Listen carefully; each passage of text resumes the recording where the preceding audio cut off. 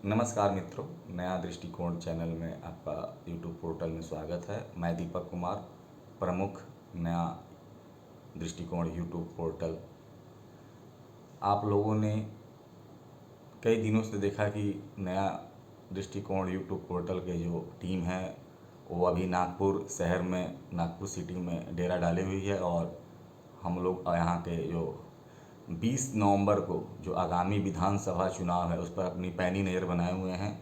और यहाँ जो महायुति और महाअघाड़ी दो दलों का आमने सामने टक्कर होने वाला है और ये जो टक्कर है काफ़ी ज़ोरदार बेमिसाल होने जा रहा है।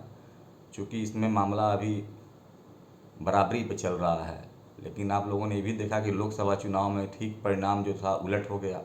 बड़े से बड़े योद्धा भी चुनाव हारे एनडीए के। लगभग 80% सीट तक महाअघाड़ी ने अपना जीत लिया था। यूटीवी उद्धव ग्रुप ने, कांग्रेस ने और एनसीपी ने, शरद पवार जी के टीम ने। तो इस बार का जो चुनाव है यहाँ पर काफ़ी गंभीर चुनाव हो रहा है और वो आमने सामने फाइट है और इसमें सभी टीमें लगी हुई हैं। और आज 12 नवंबर हो चुका है। आज कुछ ही समय के बाद, यानी आज से 6 दिन के बाद जो चुनाव प्रचार है समाप्त हो जाएगा। उसके बाद से 20 नवंबर को वोटिंग है। उसके बाद उसका काउंटिंग आपको जानकारी ही होगी कि 23 नवंबर को काउंटिंग है। इसके पश्चात इसमें एक और चुनाव आप देख रहे हैं कि झारखंड में भी हो रहा है। हेमंत सोरेन जहां मुख्यमंत्री हैं वहां भी 2 चरणों में चुनाव रहा। 13 और 20 ये 2 चरण में चुनाव होने वाले हैं। यानी कल 13 तारीख को पहला फेज का चुनाव होगा और 20 तारीख को दूसरा और 23 को दोनों राज्यों का एक साथ में अपना रिजल्ट आएगा। इसी में कई राज्यों का उपचुनाव भी हो रहा है, जिसमें बिहार के 4 सीटें हैं, यूपी की 9 सीटें हैं, असम की हैं। यानी देश के जहाँ जहाँ आप वायनाड से देखिए तो प्रियंका वाड्रा गांधी भी चुनाव लड़ रही हैं, जो इनका पहला चुनाव है। अब तक कई वर्षों से केवल प्रचार ही कर रही थी। उनका कल भी स्टेटमेंट में आया कई न्यूज़ चैनलों में कि वो पहला चुनाव 1989 में 17 साल की उम्र में अपने पिता राजीव गांधी के लिए पहला चुनाव प्रचार उन्होंने किया था। उसके बाद से लगातार पार्टी को आगे बढ़ाने में उनकी महती भूमिका रही। हम इसलिए इस टॉपिक शो पर आए कि आपको ये बतलाने के लिए कि इस चुनाव का जो रिजल्ट होगा महाराष्ट्र और झारखंड का, इसका सीधा असर बिहार पे भी पड़ेगा और सेंट्रल गवर्नमेंट पे भी पड़ेगा।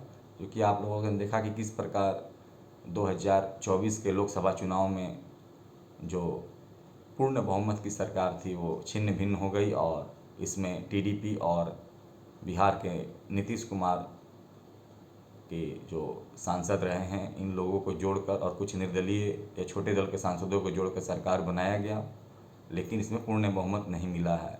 और ये दोनों ही नेता को आप लोगों ने पहले भी देखे हैं कि चंद्रबाबू नायडू 2014 के चुनाव में भी मोदी गवर्नमेंट के साथ थे, सरकार के साथ थे, लेकिन मतभेदों के साथ वो अलग हुए। और नीतीश कुमार तो कई बार ही अलग हो चुके हैं, उन्हें कई नामों की अलग अलग संज्ञा भी दी जा चुकी है। तो इसमें कोई संदेह नहीं है कि ये चुनाव का असर महाराष्ट्र का और झारखंड के चुनाव के रिजल्ट का असर सीधे केंद्र सरकार पर पड़ेगा और इसका असर आगामी विधानसभा चुनाव बिहार पे भी पड़ेगा। क्योंकि बिहार में भी चुनाव है और सूत्रों के हवाले से जो खबर आ रही है, जो राष्ट्रीय न्यूज़ एजेंसियां हैं उनके सूत्रों के हवाले से खबर है कि जो विधानसभा चुनाव है बिहार में वो अपने नियत समय, जो अधिसूचना सितंबर में या अगस्त के लास्ट में जारी होती है, उसके पहले अधिसूचना जारी हो सकती है। यानी जो सूत्र खबर बता रहे हैं, जो सूत्र न्यूज़ दे रहे हैं, वो होली के बाद कभी भी बिहार के चुनाव का बिगुल बज सकता है। क्योंकि यहाँ भी बहुत ही कांटे का टक्कर है। आप लोग देख रहे हैं कि जो महागठबंधन है पहले से काफ़ी मजबूत हो चुका है और यहाँ बीजेपी राज्य में बहुत मजबूत हुई है। अगर देखा जाए जेडीयू के तुलना में तो बीजेपी का जो पलड़ा है काफ़ी भारी है। तो यहाँ पर सीटों का खींचतान भी देखने को मिलेगा आप लोगों को, इसमें कोई संदेह नहीं। इसके अलावा छोटे छोटे जो दल है, उपेंद्र कुशवाहा की है, उसके बाद से जीतन राम मांझी की हम है, उसके बाद से आपको सन ऑफ मल्लाह का आपको मेरे साहनी जी हैं, मुकेश साहनी जी। तो जो छोटे छोटे दल हैं इनका भी बहुत बड़ा इसमें महती भूमिका रहेगी और इन लोगों में भी सीटों का बंटवारा के लेकर खींचतान देखने को मिल सकता है। और आप जो सूत्र का खबर हम लोगों ने आपको बतला ही दिया कि जो राष्ट्रीय एजेंसियां हैं उनके सूत्रों के हवाले से यही खबर मिल रही है कि होली के बाद कभी भी बिहार चुनाव का बिगुल बज सकता है। यानी होली के बाद और गर्मी की छुट्टी से पहले कभी भी चुनाव का बिगुल बज सकता है, अधिसूचना जारी हो सकती है, विधानसभा को भंग किया जा सकता है, ऐसी खबरें मिल रही हैं। चूँकि जो बिहार का भी जो चुनावी परिदृश्य है और जो जाति समीकरण है, वहाँ भी आप लोगों ने देखा कि एनडीए की बहुत बड़ा झटका लगा। साथ खासकर लालू प्रसाद यादव जी ने जो कुशवाहा कार्ड खेला और उससे बहुत बड़ा नुकसान नीतीश कुमार और भारतीय जनता पार्टी को देखने को मिला। कि आप लोगों ने देखा कि बक्सर की सीट भी हारी इन लोगों ने, इसके अलावा जहानाबाद।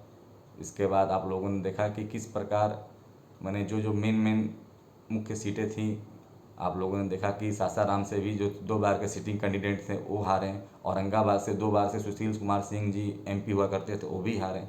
यानी जो भी दिग्गज नेता थे वो चुनाव हारे। इसका कारण, मूल कारण यही था कि लालू प्रसाद यादव जी ने जो कुशवाहा कार्ड खेला वो कार्ड ट्रम्प कार्ड साबित हुआ। यानी वो तुरुप का इक्का साबित हो गया। तो कुशवाहा जातियों का उसके बाद से देखा कि किस प्रकार से भाव बढ़ना तय हो गया, भाव मिलना तय हो गया।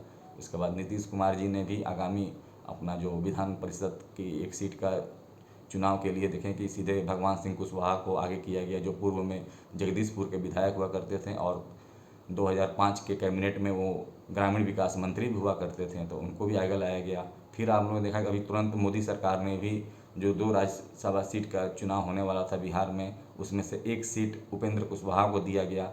तो कहीं ना कहीं कुशवाहा वोटर को लेकर बहुत लंबी खींचतान चल रही है। खासकर आप लोग देख रहे हैं कि महाराष्ट्र में किस प्रकार वोटरों को रेवड़ियाँ बांटी जा रही हैं और उन्हें लुभाने के लिए मनभावन वादे किए जा रहे हैं। कोई फ्री गैस सिलेंडर 3 दे रहा है, तो कोई लाडली बहन योजना, तो कोई लाडला भाई, ऐसे कई योजनाएं लेकर आ रही है जो पूर्व के सरकारों में ऐसी योजनाएं नहीं होती थी। लेकिन ये चुनाव जीतने का एक स्टंट साबित हो सकता है और आप लोगों ने देखा कि ऐसा ही लोक लुभावन या वादों के साथ जो हम दिल्ली के मुख्यमंत्री हैं अरविंद केजरीवाल जी, ऐसे 2 बार अपनी सरकार में आ चुके हैं और तीसरी बार भी इस बार चुनाव होने वाला है। वहाँ पर भी दिल्ली में देखा जाए तो अभी एक बार फिर आपकी पलड़ा बहुत भारी दिख रही है और वहाँ पर आप लोगों ने देखा है किस प्रकार नाटकीय घटनाक्रम में अरविंद केजरीवाल को अलग होना पड़ा और अपने अपने पद को छोड़कर जो आतिशी थी वहाँ के जल शक्ति मंत्री, उनको मुख्यमंत्री बनाया गया। तो कहीं ना कहीं देखा जाए तो जो दिल्ली का भी चुनाव है, ये महाराष्ट्र और झारखंड का चुनाव उसको प्रभावित करेगा और यहीं से उसका रूपरेखा तय होगी। यानी जो महाराष्ट्र और झारखंड में एनडीए की अगर जीत हो रही है तो केंद्र में भी एनडीए सशक्त होगी और बिहार में भी और दिल्ली में भी। यानी आगामी विधानसभा चुनाव जहाँ जहाँ होंगे वहाँ एनडीए का जो चुनाव होगा वो काफ़ी ये लोग एनर्जेटिक रूप से लड़ेंगे। लेकिन अगर यहाँ पर हार होती है और मुकाबला जैसे कांटे के दिख रही है हम लोगों की टीम के द्वारा, हम लोगों ने देखा कि नागपुर का काफ़ी हम लोगों ने दौरा किया। यहाँ पर 2-3 दिन पहले योगी आदित्यनाथ भी, मुख्यमंत्री उत्तर प्रदेश के आए थे। परसों यहाँ पर रवि किशन जी भी आए थे। नितिन गडकरी जी भी लगातार प्रचार में लगे हैं। कई बड़े बड़े नेता प्रचार में यहाँ पर अपना भागीदारी निभा रहे हैं। लेकिन कहीं ना कहीं जो इसका जो देखा जाए तो जो मामला है, जो चुनाव का रूपरेखा है, उस सामने स्पष्ट दिखाई दे रहा है कि यहाँ कांटे की टक्कर होने वाली है और इसमें हो सकता है कि मामला 50-50 का हो जाए और इसमें कोई भी बाजी मार सकता है। जो मीडिया का रिपोर्ट आ रहा है, जो सूत्रों के हवाले से खबर आ रहा है, तो ये रहा हमारा आगामी विधानसभा चुनावों पर चर्चा और आप लोगों का जो हमने अपना एनालिसिस बतलाया। कैमरामैन छोटा भीम के साथ मैं दीपक कुमार, नया दृष्टिकोण यूट्यूब पोर्टल।